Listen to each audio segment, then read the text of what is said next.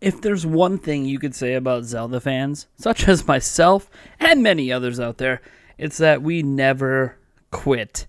We overanalyze every minute thing that is in a trailer for a new Zelda game when there's no other information to be had. Now, there's some other things we've learned about Breath of the Wild over the past even 24 hours. Things like it originally started as DLC for the very first Breath of the Wild, which again lends this credence that, hey, this is a sequel. They keep beating that it's a sequel into our brains. I think it's about time we accept this isn't a prequel, but that's neither here nor there.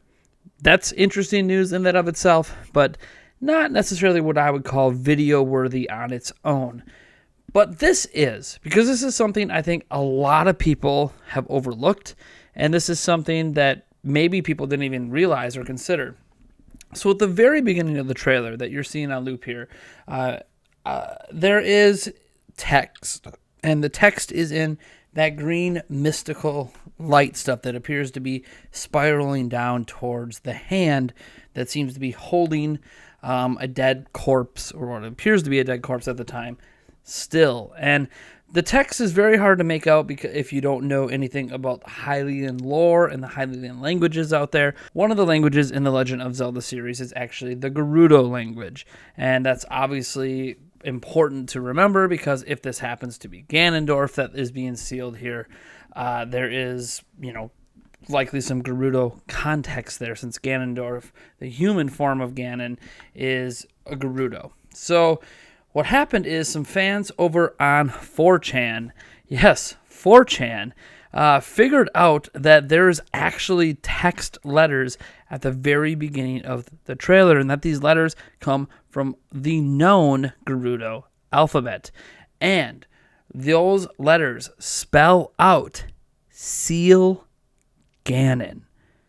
This essentially all but confirms that it is Ganondorf, or a form of Ganon, that is sealed there. Now, if you guys remember back to some words that Urbosa talks about in Breath of the Wild, mentions that Ganon used to take the form of a Gerudo, and that's Ganondorf at one point, and it's possible that beneath Hyrule Castle or something like that, the human form of Ganon has been, sealed away, and that, the Ganon you defeated in Breath of the Wild wasn't defeating the entire completion of Ganon, it was just defeating the beast form, whereas the human form is very much still alive and sealed below. So essentially what you beat in Breath of the Wild, potentially, again, this is speculative, wasn't the complete final form of Ganon. It was just part of the whole. It might explain why the beast form of it might have been a little bit easier than even the ending DLC boss. So just something to consider. Again, the ancient text that comes up at the very beginning of the trailer in the green flame, stuff like this, is Gerudo that says Seal Ganon, based on the known Gerudo alphabet. So this is just something to take into consideration when creating your theories out there, when speculating. This obviously kills a prior thought I had that maybe it wasn't Ganondorf there, maybe it was Demise. I know it had obviously you had the helmet and stuff like that kind of looked maybe from Twilight Princess or something on his head. But Ganondorf didn't have long hair in Twilight Princess. In fact, that long hair look is like from a spin-off game, Hyrule Warriors. So interesting how that's a thing. And obviously we know Demise's hair wasn't actually hair, it was fire, so there's also that argument as well. But yeah, it's Ganondorf. This all but, to me, confirms it's Ganondorf. And we know that from Urbosa that at one point Ganon took human form, but that was Ganondorf and was sealed away. So very interesting, because we never faced, obviously, Ganondorf in Breath of the Wild, and having this all be DLC ideas, a collection of massive ideas they're using to start from scratch and build a new game in the Breath of the Wild world, leads me to believe that we're dealing with a Ganondorf situation here. And I don't know if he's being resurrected. I don't know if now that you beat Beast Ganon, maybe the seal was actually broken a little bit, and now, Ganondorf has the ability to potentially come back. I don't know. And we all know that the Ganondorf / Ganon is Demise, basically, anyways, because Demise set the curse on everyone back in Skyward Sword that led to the entire continuation of Ganon and Ganondorf. So, again, a lot of speculation here, a lot of unknowns, but what is apparently known, and you can see it in the text, is, well, that there has been Gerudo language in the trailer that has been decoded to say Seal Ganon. So, either the message is telling Link and Zelda as they're traversing down there, so subconsciously or spirit-like, that they need to go and reseal Ganondorf and seal Ganon away. Heck, maybe this is what they're doing at the end of Breath of the Wild when, I think Zelda mentioned something about Gerudo having issues or whatever, and maybe all of it is because, hey, you defeated Ganon, but you never sealed him back away, right? So you defeated him, but like the body form is still there, and there was never any ancient sealing happening. And what I think is obviously really cool about all of this is we've never seen a corpse like this in terms of like, Ganon or Ganondorf, because he's just kind of lived forever kind of thing. Like, we've seen him turn into stone in the Wind Waker. We've seen him stab through his heart in, Twilight Princess. But this is interesting. And obviously the hand placement is interesting as well, because the hand placement seems to be over the chest/heart area, which could suggest, again, another Twilight Princess Link. Now, we know timeline-wise, Breath of the Wild has never been confirmed to be in any of the timelines, other than saying it's 10,000 years after any event that's ever happened in the Zelda timeline. So we know it's so far ahead of the currently known Zelda timeline that it's almost irrelevant which part of the timeline it's in, besides timeline theorists that just like to hold on to things. But again, my theory has always been that Breath of the Wild is a Dragon Break, and it just combines the timelines back together. And this referencing Twilight Princess doesn't really mean anything, because there's clear references to all three timelines in Breath of the Wild. So this can reference that, but then something else could reference the Wind Waker, something else could reference, end up referencing Zelda 2 or something crazy, right? Like, who knows? But I'm pretty stoked about this, and I want to know your guys' thoughts on Breath of the Wild 2.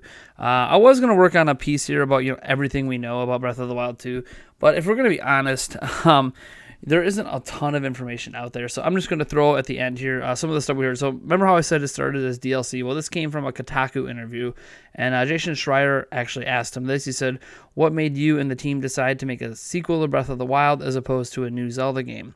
And Anuma said, "When we released the DLC for Breath of the Wild, we realized that this is a great way to add more elements to the world. But when it comes to technical things, DLC is pretty much data. You're adding data to a pre-existing title. And so when we wanted to add bigger changes, DLC is not enough. And that's why we thought maybe a sequel would be a good fit." Then Jason Schreier asks him, "What was the sequel originally planned as DLC?" Anuma says, "Initially, we were thinking of just DLC ideas, but then we had a lot of ideas. And we said, this is too many ideas. Let's just make a new game and start from scratch." So, again, that's, the whole DLC thing. And also, potentially there's co-op in the game.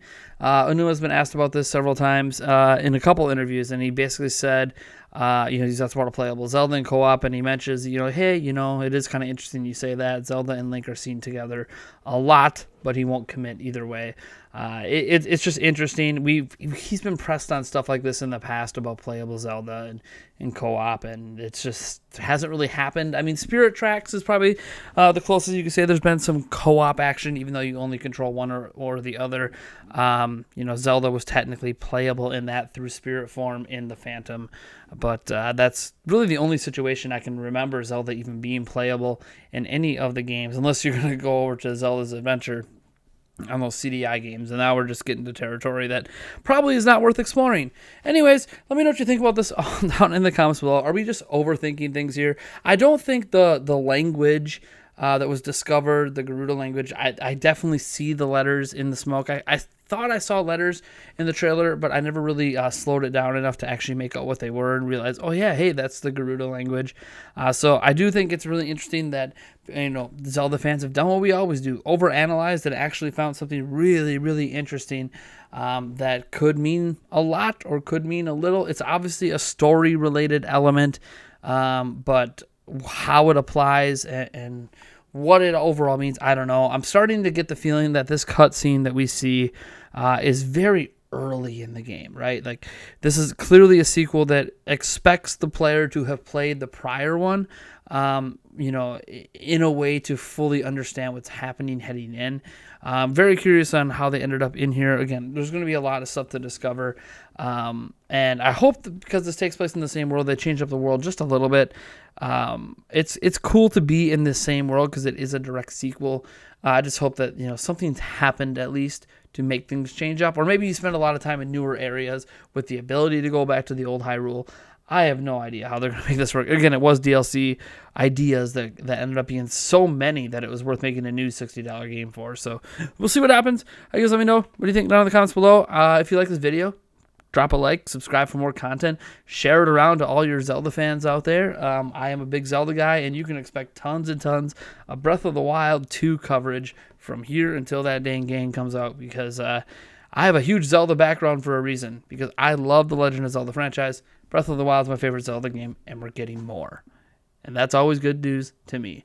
All right, I'll catch you guys in the next video.